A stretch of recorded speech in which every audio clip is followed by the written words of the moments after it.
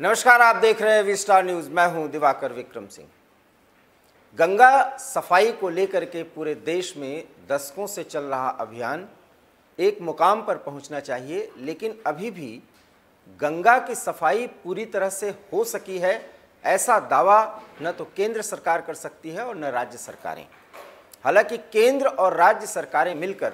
गंगा को साफ करने और गंगा के सहायक नदियों को और उसके संदर्भ में ढेर सारे उपायों को समेटे हुए दशकों से गंगा को शुद्ध करने के लिए एक बड़ा प्रोग्राम चलाया जा रहा है। और वर्तमान सरकार, आप कह सकते हैं मोदी सरकार, पिछले 7 सालों से नमामि गंगे प्रोग्राम के तहत गंगा को विशुद्ध तौर पर साफ सुथरा करने के लिए ढेर सारे कार्य योजनाओं को आगे बढ़ाती हुई नजर आई। लेकिन बंगाल पहुंचने के बाद जब गंगा सागर में गंगा मिल जाती हैं, उसके पहले का राज्य बिहार, और वहाँ पर भी गंगा को पूरी तरह से साफ सुथरा रखा जाए, इसके लिए जितने भी सहयोगी और सहायक प्रोग्राम्स हैं उनको आगे बढ़ाने के लिए फंड रिलीज किए गए केंद्र सरकार की तरफ से। लेकिन जान करके आपको आश्चर्य होगा कि 600 करोड़ से अधिक की धनराशि अभी डंप पड़ी हुई है, जिसको खर्च ही नहीं किया गया। और ये हम नहीं कह रहे हैं, ये कोई आरोप नहीं है, बल्कि सीएजी की रिपोर्ट में ये बातें आई हैं। और सीएजी की रिपोर्ट में जो बात सामने आई है, उसके बाद से इतना तय हो चुका है कि गंगा सफाई को लेकर के, नमामि गंगे को लेकर के राज्यों में जितना उत्साह दिख रहा है, केंद्र की तरफ से जितनी पहल की जा रही है और जितने दावे किए जा रहे हैं, अभी 100% उसे दमदार तरीके से सब ये नहीं कह सकते कि उनका प्रयास पूरी तरह से गंगा को साफ करने के लिए प्रतिबद्धता के साथ आगे बढ़ा। हम आपको बता दें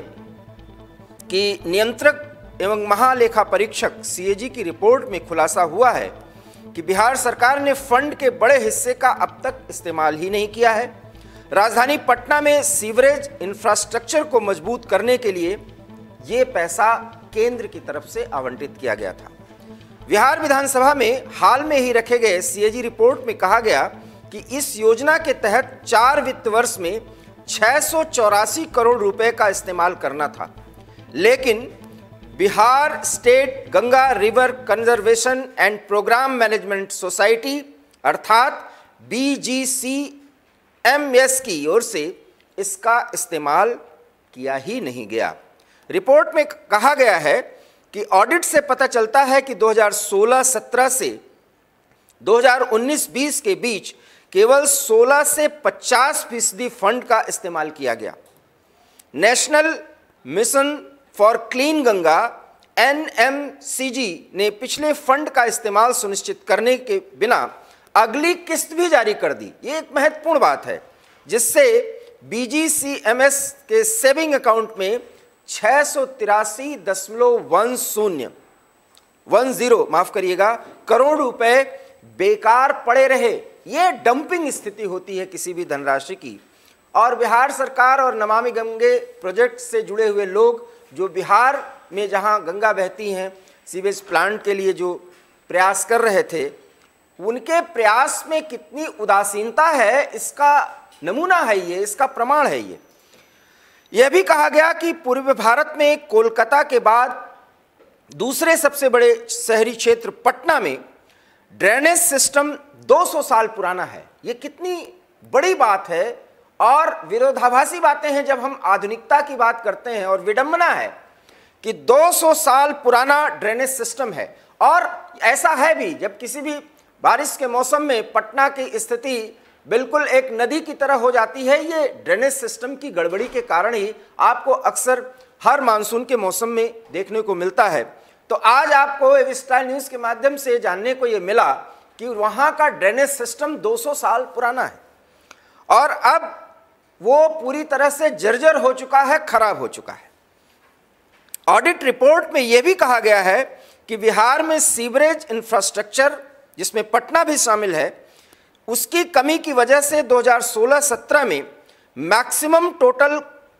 क्लोरीफॉर्म TC और फीकल कोलिफॉर्म FC का स्तर 9000 MPN से 100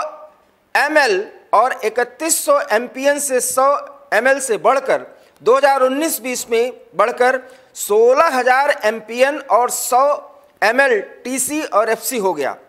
ये बताता है कि किस तरह से पानी की गुणवत्ता खराब हो रही है। अर्थात गंगा हमारे लिए शुद्ध है विचारधारा से, लेकिन उस बहती हुई गंगा में जितने गंदगी को हम प्रवाहित करते हैं उसके कारण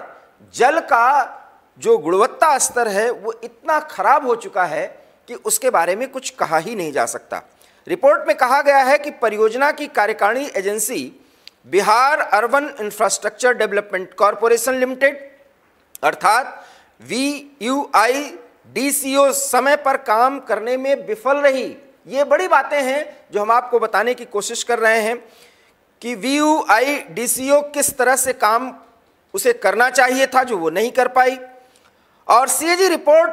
पर प्रतिक्रिया दी भी गई है कि गंगा समझ के दक्षिण बिहार संयोजक शंभुनाथ पांडे ने इस पे बयान भी दिया है कि गंगा और इसकी सहायक नदियां भारतीय सभ्यता के भौतिक और आध्यात्मिक निर्वाह का स्रोत रही हैं। उसकी बेहतरी प्रमुख राष्ट्रीय चिंता का विषय है। मामले को गंभीरता से लेना चाहिए और समग्र गंगा सफाई के लिए आम लोगों को जागरूक करने में शामिल है। ये सारी बातें कही जा रही हैं, लेकिन कार्य रूप में कितना परिणत हुआ है ये जो डाटा हम आपके सामने प्रस्तुत कर रहे हैं आपको समझ में आ रहा होगा। और इस तरह से तारकिशोर प्रसाद जो कि बिहार के उप मुख्यमंत्री हैं, वो इस बारे में उनको बयान भी देना था लेकिन वो बोलने से कतराते रहे। और इस संदर्भ में ढेर सारी बातें कही गई हैं कि CAG की रिपोर्ट मिली ही नहीं, कुछ लोगों का कहना है। कुछ लोग ये कह रहे हैं कि CAG की जो भी रिपोर्ट आई है उस पर हम पूरी तरह से नज़र रख रहे हैं और आगे की कार्रवाई करेंगे। अब आपको ये समझ में आ गया होगा कि समग्र गंगा सफाई अभियान के प्रति और नमामि गंगे को सफल बनाने के लिए कोलकाता के पहले, या यूं कहें कि पश्चिम बंगाल के पहले बिहार के जिन क्षेत्रों से गंगा बहते हुए जाती हैं और वहां राजधानी पटना में ही उनमें इतनी गंदगी समाहित कर दी जाती है कि वहीं से गंगा जब प्रदूषित होती हैं तो बंगाल में एंट्री होने तक पानी की गुणवत्ता, जल की गुणवत्ता न्यूनतम हो जाती है। और इसको ठीक करने के लिए, सुचारू रूप से इसको साफ करने के लिए सीवेज प्लांट के अलावा और सारे काम होने चाहिए थे और उसके लिए धनराशि का आवंटन किया गया था। 683 करोड़ से अधिक रुपया डंप पड़ा रहा जिसको खर्च ही नहीं किया गया। अब आपके मन में एक सवाल उठता होगा कि जब धनराशि पड़ी उसको खर्च ही क्यों नहीं किया गया। तो नमामि गंगे से जुड़े हुए उस पूरे एरिया के जो निदेशक नमामि गंगे के रहे होंगे और रहे हैं, वो क्या काम करना चाहिए, किस सीवेज प्लांट्स पे और उसके अतिरिक्त अन्य सहायक नदियों से या जो गंदा पानी नाले के रूप में नदी में मिलती है उसको ठीक करने के लिए, उसकी धारा को मोड़ने के लिए क्या कुछ किया जाना चाहिए, इस पर विचार ही नहीं हुआ। और विचार होने के बाद अगर उस पर टास्क फोर्स बनाया जाता, उस पर एक्शन लिया जाता तो शायद ये स्थिति ही ना आती। लेकिन ऐसी स्थिति आई है। अब आप समझ सकते हैं कि गंगा को साफ सुथरा करने के लिए जितनी बातें कही जाती हैं, हर राज्य की तरफ से वहां पर किस तरह से खर्च करने के प्रति उत्कंठा है या व्यग्रता है, संजीदगी है, गंभीरता है, इन सारी बातों का नितांत अभाव कम से कम बिहार के संदर्भ में कहा जा सकता है। और CAG की रिपोर्ट के सार्वजनिक हो जाने के बाद नमामि गंगे को लेकर के, चूंकि केंद्र और राज्य सरकार, अगर जहां तक मोदी सरकार और नीतीश सरकार का मामला है, मुद्दा है, तो दोनों के बीच एक बेहतर समन्वय और तालमेल है और साथ ही साथ दोनों एक दूसरे के सरकारों को सहयोग दे रहे हैं, NDA के पार्टनर हैं। और अगर बिहार में ही ये स्थिति है तो केंद्र को इस पर सवाल करना चाहिए, सुझाव देना चाहिए और राज्य सरकार को नमामि गंगा प्रोग्राम के तहत अपने एक्शन मोड को और प्रभावी बनाने के लिए अधिकारियों को निर्देश देने चाहिए। ऐसा क्यों नहीं हुआ, इसको जानने का प्रयास करना चाहिए। लेकिन फिलहाल इन सारी बातों की कमी दिखाई पड़ रही है और ऐसे में कहा जा सकता है कि नमामि गंगा को लेकर के ढेर सारे दावे किए जा रहे हों, गंगोत्री से लेकर के गंगा सागर तक, और उसके संदर्भ में गंगा के किनारे टाउनशिप से लेकर के और गंगा को आर्थिक आधार भी बनाने के लिए ढेर सारे पहल किए जा रहे हैं। और प्रधानमंत्री नरेंद्र मोदी के संसदीय क्षेत्र वाराणसी से आगे बढ़ने पर और वाराणसी से गुजरते हुए गंगा साफ सुथरी दिखती हैं, लेकिन हमें यह नहीं भूलना चाहिए कि गंगा प्रवाहमान होकर के बिहार में प्रवेश करती हैं और पटना होते हुए जब वो आगे बढ़ती हैं तो बंगाल में एंट्री करने की स्थिति तक गंगा बेहद अशुद्ध कर दी जाती है। गंगा कहीं से अशुद्ध हो ही नहीं सकती, क्योंकि वह प्रवाहमानी माँ गंगा शुद्धता को लिए हुए हैं। लेकिन हम और हमारी विचारधारा, हमारी सोच और हमारा जो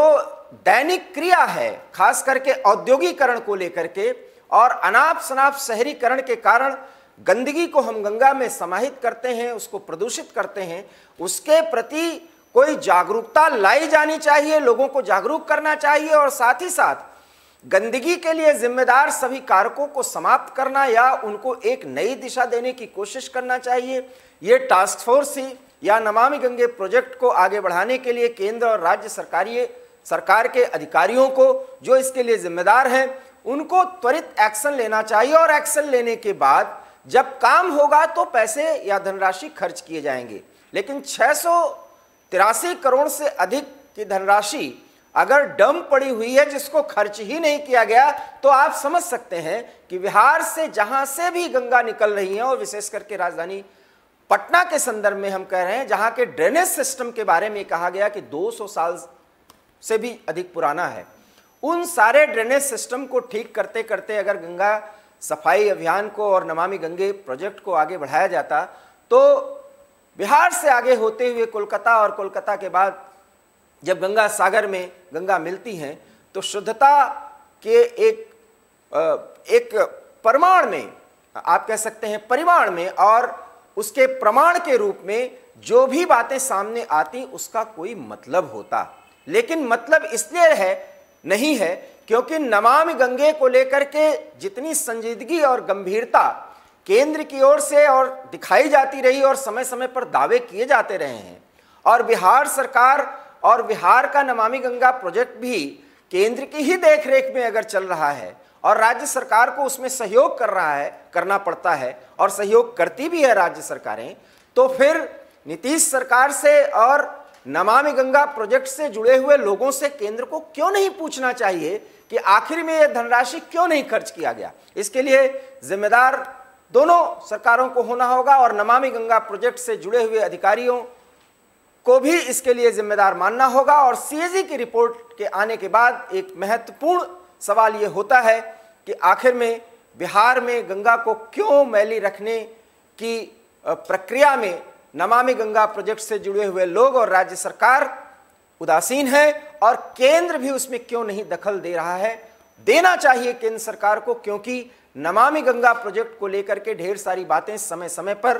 दावे के रूप में कही जाती हैं। ऐसे में बिहार को लेकर के सीएजी की जो रिपोर्ट आई है उस पर गौर करना ही होगा, क्योंकि अगर ऐसा नहीं किया जाता तो फिर उस दावे पर जब सवाल उठाए जाएंगे तो ये न कहा जाए कि आखिर में गंगा अभी भी मैली की जा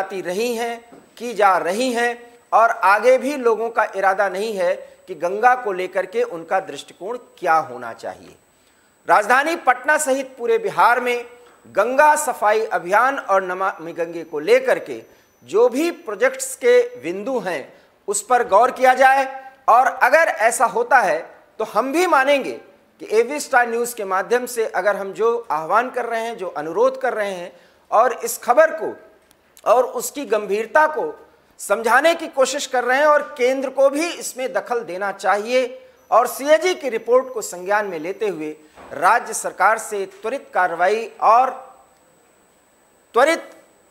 टास्क फोर्स के तहत शीघ्र एक्शन लेने के लिए कहा जाना चाहिए, क्योंकि गंगा को हम ज़्यादा देर तक मैली नहीं रख सकते। क्योंकि गंगा हमारे लिए पतित पावनी है, माँ का स्वरूप है और साथ ही साथ वो हमारे आर्थिक समृद्धि में वृद्धि कर सकती हैं, ऐसा प्रधानमंत्री भी मानते हैं और ऐसा करके दिखाया भी जा सका है। और बनारस से लेकर के और कोलकाता तक आप पानी के जरिए कई ऐसे आर्थिक गतिविधियों को चला सकते हैं जिसमें बड़े बड़े नौका वाहन भी चलाए जा सकते हैं, जिसमें मालवाहन भी किया जा सकता है। तो कुल मिलाकर के ढेर सारी बातें हैं और अगर इस तरीके से पटना और पूरे बिहार के परिक्षेत्र में गंगा मैली रहेंगी तो फिर गंगा शुद्ध हो चुकी है पूरी तरह से। गंगा एक बार हम बार बार आपसे कहेंगे कि गंगा जो अपने प्रवहमान रूप में है वो कतई मैली नहीं है, वो हमारी विचारधारा, हमारी सोच है, हमारा दृष्टिकोण है और हमारा जीवन शैली, हमारे जीवन जीने का तरीका है कि हमने दशकों तक माँ गंगा को मैले करने का काम किया है। और उसके प्रति जब हम जागरूक हुए सरकारों के स्तर पर तो फिर इस तरह की उदासीनता आखिर क्यों? बड़ा सवाल ये है। आशा ही नहीं पूर्ण विश्वास है कि केंद्र और राज्य सरकारें बिहार में भी गंगा को पूरी तरह से शुद्ध करने का काम करेंगे और नमामि गंगे प्रोजेक्ट को चार चांद लगाने की कोशिश करेंगे, उसमें नई ताकत दे करके और नया पैनापन काम में ला करके। कुल मिलाकर के बिहार सरकार को चेतने की जरूरत है और साथ ही साथ केंद्र को भी और नमामि गंगा प्रोजेक्ट से जुड़े हुए लोगों को भी अब जागने की जरूरत है, क्योंकि बिहार में उदासीनता का एक बड़ा प्रमाण सीएजी की रिपोर्ट में सामने आ चुका है। एबी स्टार न्यूज़ में फिलहाल इतना ही। देश और दुनिया की तमाम बड़ी खबरों के लिए आप देखते रहिए एबी स्टार न्यूज़, क्योंकि यहाँ खबरों का सिलसिला कभी नहीं थमता। फिलहाल मुझे दीजिए इजाज़त। नमस्कार।